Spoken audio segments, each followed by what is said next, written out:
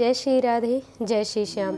आज हम महाभारत के आदि पर्व की बड़ी ही सुंदर एक कथा वर्णन करने वाले हैं।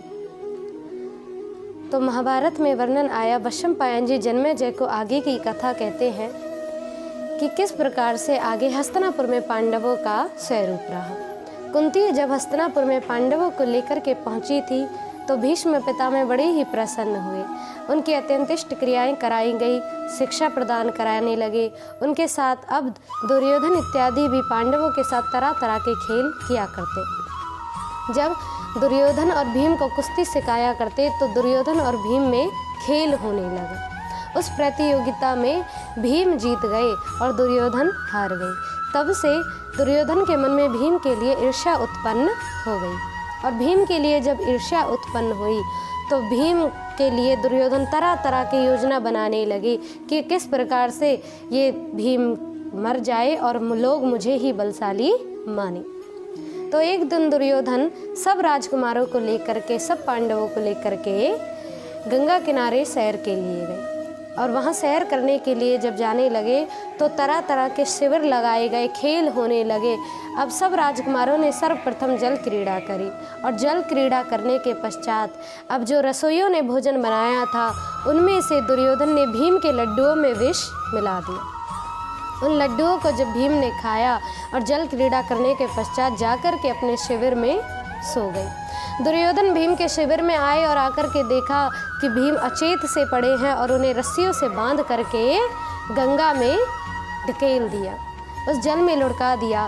तो उस जल के द्वारा अब भीम जा पहुँचे नागलोक में। नागलोक में अचेत अवस्था में पड़े हैं। तो वहाँ पर एक नाग कन्या जो नित्य ही शिव जी की पूजा किया करती थी और नित्य ही शिव जी की पूजा करते करते एक दिन उस नाग कन्या ने बासी फूल यानी बासे फूल जो रात्रि को तोड़ करके और सुबह चढ़ाए, तो बासे फूल ले जा करके शिव जी की पूजा में चढ़ा दिए। शिव जी ये देख करके बड़े ही ज़्यादा क्रोधित हुए और शिव जी ने उसे श्राप दिया कि जिस तरह तुमने मुझे बासी फूल अर्पण किए हैं उसी तरह तुम्हें भी बासा ही पति, मतलब ये कहा कि तुम्हें अर्ध मृत्यु वाला पति प्राप्त होगा।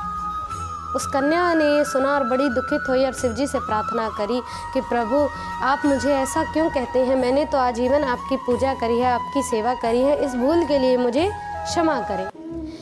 तो शिव जी ने कहा कि तुम्हें अर्ध मृत्यु वाला पति प्राप्त होगा लेकिन वो सदैव ही जीवित हो जाएगा। इस बात को सुन करके वो कन्या बड़ी ही प्रसन्न हुई। आज जब वो कन्या शिव पूजा के लिए जाने लगी तो उसने देखा कि किनारे पर एक अर्ध जो अचेत सा एक पुरुष पड़ा है। उसके समीप गई तो उस भीम को देखा और उसकी सुंदर शौर्य को देख करके प्रभावित हो गई और मन में विचार किया कि मानो आज लगता है शिव जी का वो वचन पूर्ण होने वाला है और उसे पति मान करके सब सैनिकों को बुलवाया। नागलोक के सैनिक आए और आकर के उन्हें लेकर के गए। अब उधर आर्यक नामक नाग ने उन्हें देखा और देख करके कहा कि पुत्र तुम कहाँ से आए हो। तो पता चला कि वो आर्यक नामक जो नाग थे वो भीम के नाना के भी नाना थे।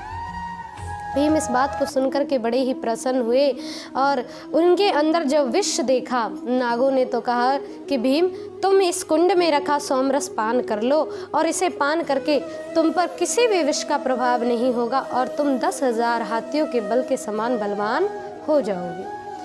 भीम ने उसी क्षण उस कुंड को उठाया और उस कुंड को एक ही बार में पी गए। ऐसे करके भीम ने लगातार 8 कुंड पिए और 8 कुंडों को पीकर अब भीम उस रस के उस सोम रस के स्वाद में अचेत होकर के बिल्कुल ही सैया पर सो गए। और 8 दिन तक अब इधर हस्तिनापुर में सब लौट कर के आए तो कुंती ने देखा कि भीम नहीं है।